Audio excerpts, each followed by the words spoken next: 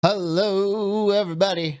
It's PsyFerret, and today it's time for another review of comic books. And this week we are talking about Ex Machina Volume 1, the first 100 days.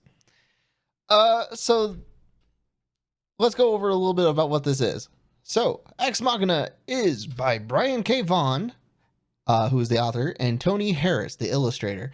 It is published by Vertigo, which is an imprint or subsidiary of DC. The series, the quick takeaway from here is this series details the life of Mitchell Hundred, also known as the Great Machine, the world's first and only superhero, who, in the wake of his actions on 9/11, is elected mayor of New York City. The story is set during the Hundred's first term in office. During Hundred's term in office, and interwoven with flashbacks of his past as the Great Machine. Through this, the series explores both the political situation in which Hundred surrounds himself, as well as mysteries surrounding his superpowers. I found out that this series is actually already done. I read in the first volume, it's issues numbers 1 through 5. There's apparently 50 issues out, but it's done. It's a completed series.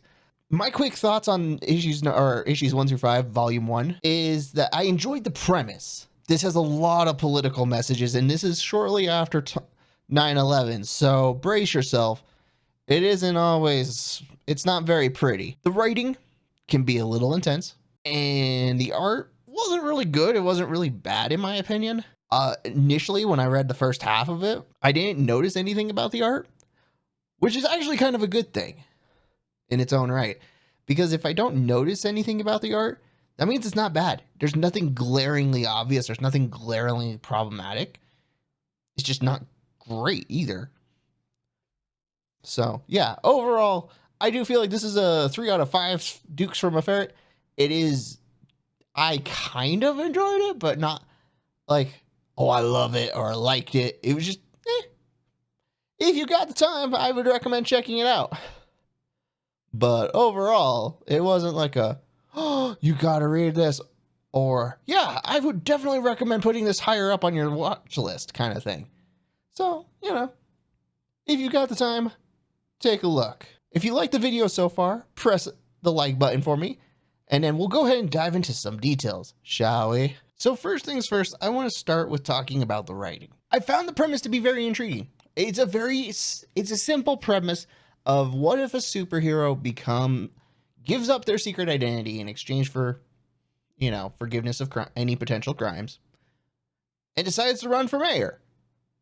And the fact that this happened so shortly after 9/11, it blows the mind. Like, whew, there's a lot going on. And you get a sense, it kind of goes into a lot more of the politics from a political office perspective. Like we find ourselves following the hero, and he's got some situations where it's like, I never thought about that. That would not have been one of my first thoughts. But it makes sense. Not because he's a political genius or a political mastermind or anything like that, but he has to keep the views up, keep multiple perspectives up.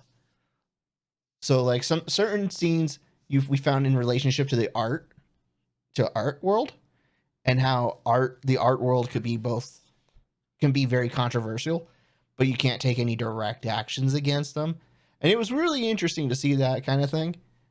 It's also interesting in terms of the writing specifically, how this character ends up becoming less of a hero and more of a, like, he explains exactly why he's not a hero, right? This is the kind of hero who's constantly messing up, who's constantly causing so much damage in relationship to his heroics. And it's not that he's a bad guy. He's really trying to do good. He's just, he makes mistakes, as, people tend to do, right? It kind of gives a very, Will Smith's Hancock. You get the sense that Hancock's not a bad person. He's just constantly making mistakes. Same principle. But this guy's a lot more polite and kind. But it's still awkward. But overall, I didn't really find a whole lot to be problematic with the plot, because the plot's focusing around random political issues, which makes sense from a newfound politician. And you see a civil engineer becoming a politician after a brief stunt as a superhero, and you're like, yeah, okay. There is a very strong desire to do right. It's just, and having the knowledge and know-how of a lot of things, and being able to, and the superpower is being able to control complex machinery. Like, you could see a lot of value in there, but it gets messy, and there's never a good scenario. So it's one of those like, oh, okay, fair enough. So yeah, I mean, overall, the writing really wasn't complex. There's only one thing I found really out of place, and it's a constant reference to DC superheroes. That's the only thing I found kind of awkward. Otherwise, it's a really intriguing situation. The premise is just cool, and the writing and the characterization is well done for the most part. So yeah. Let's move on to the art, shall we? When it comes to the art, and as you can probably see on the monitor behind me, there's not really a whole lot to say. Like, the panels flow well, the characters are designed, like, there's detail on the characters. I didn't really notice anything good, but I didn't notice anything bad. It felt pretty, again, neutral. It wasn't exactly it didn't feel stand outish in any way to me. Like, having actually held a physical copy and looking at the digital copy, like, nothing about it, like, strikes me. But nothing's also bad. It's just all there. And you're just like, oh, okay, this is a comic book. Cool. Like, the colors didn't seem out of place. The colors didn't seem to be thematic, like, super thematic either. None of the colors, for me, presented any major emotions.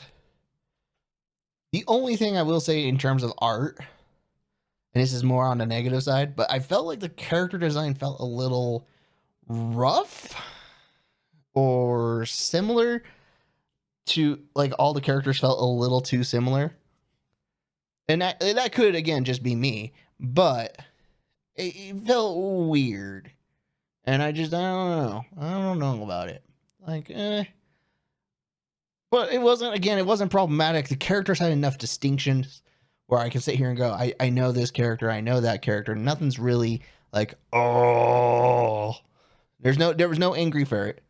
There was no angry ferret. See my face on the screen? That did not happen. Not happen at all. But it wasn't this either. There was none of this happy, lovey. No, it was just this is me. This is my face. We're smiling because we're reading, but that's about it. Okay, I mean, it wasn't that complex or convoluted. It was just the art was fine. It wasn't good, it wasn't bad, it was just fine. Not to say anything against the artist's skills, it was just there was nothing here that was evocative in any way, good or bad. It was quite serviceable, and sometimes that's all you really need from the art. Like, not everything has to be super gorgeous. Not everything has to be super convoluted or creative or anything like that. It's okay to have just neutral art. So, yeah. Just to kind of quick wrap up here. Ex Machina Volume 1, the first 100 days. The writing is good. The premise is quite intriguing. It's an interesting presentation of a hero. And it's an interesting thought process regarding politics from officials. Again, the awkward, I thought the, constant references to Superman and a DC imprint was kind of weird, but overall that wasn't like really problematic, just kind of more of an annoyance. When you realize that it's like, oh, Vertigo is talking about his main publisher, DC, some more. Like, ooh, okay, that's kind of weird. But okay, sure, I guess. The art, not really good or bad. Initially didn't notice anything, which is kind of a good thing because that means there's nothing problematic. I only noticed the art because I was like, oh yeah, I gotta do a review on this. And it was like, oh, well, there's nothing really to talk about in terms of bad, but there's also nothing really to talk about in terms of good. It's serviceable. Nothing detracting, nothing mind-boggling going, oh.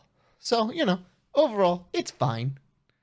Again, this earned 3 out of 5 dukes from a ferret, and I would recommend it if you have nothing really better going on, like, there are definitely better comic books, but it's not bad. It's very good. It's enjoyable. It's just, it's not like, oh, there's no hearts here. Just, just a smile about reading a comic book. Not really anything like bad. Anyway, I hope you all enjoy the video. If you did, press the like button, and I will see you next time. Goodbye, everybody.